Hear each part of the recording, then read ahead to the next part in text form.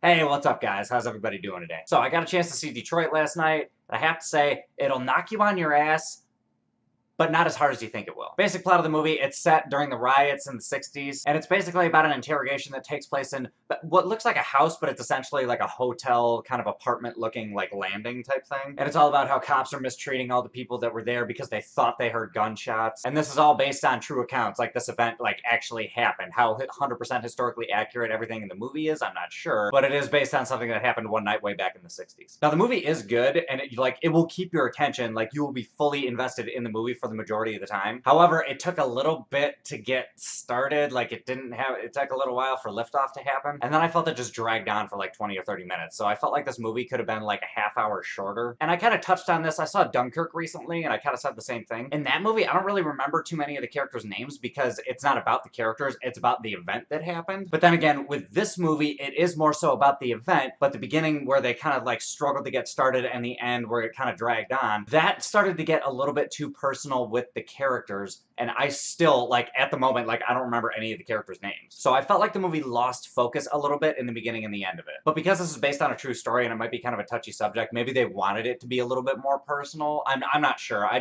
personally felt that the film kind of suffered from that. Because at the end of the movie, they actually list all the names and, like, what happened to some of the people after the event happened. So they threw out all the facts of the aftermath at the end of the movie, so I don't know why they didn't just show, like, just what happened that night with the whole interrogation thing. But don't get me wrong, this movie was wonderfully directed for the most part, and all those scenes inside that hotel were fucking intense. Because the opening scene in the movie is great, it's just a sting operation, it kind of like sets up the landscape for how the movie is, and I think it should have went straight from that to like the night of the interrogation thing. But it meandered a little bit and got a little bit too personal, and I thought it just kind of like lost track. So I kind of had low hopes for it, and I was just like, oh, maybe this movie isn't gonna be as great as I thought. And as soon as the shit hits the fan, then everything gets real. The acting gets way more intense. The action scenes also get more intense. And then for some reason, I don't know what they did with the cinematography, but for some reason, all the camera angles they were using, it made you feel like you were there in that room. Like, I don't know what they did to make you feel that way, but they did it and it fucking worked. Like, the movie just felt so raw for about 2/3 of it that you were just like,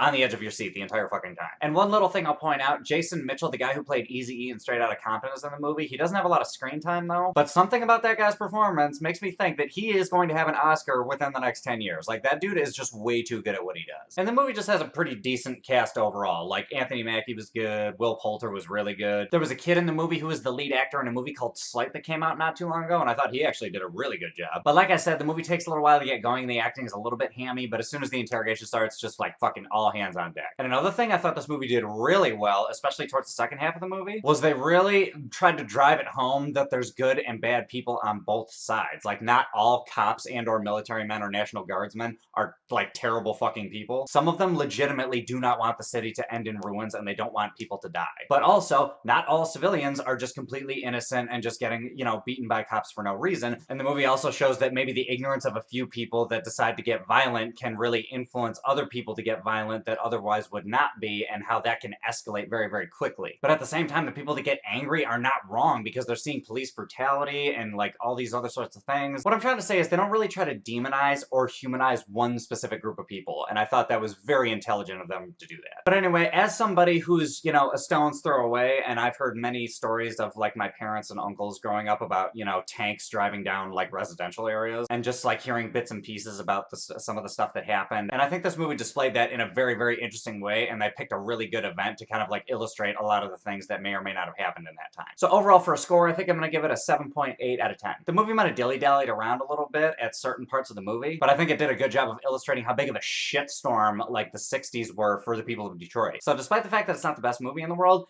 it's still a really important movie that I think a lot of people should see. And if people see the history of Detroit, they'll maybe see how hard of a recovery it is to deal with something as crazy as that was. But anyway, guys, those are my thoughts. What are your thoughts? Have you seen this movie yet? Hop in the comments, let me know what's up. Other than that, if you like this review, give me a like, subscribe, do all that other bullshit, and I will catch you guys later.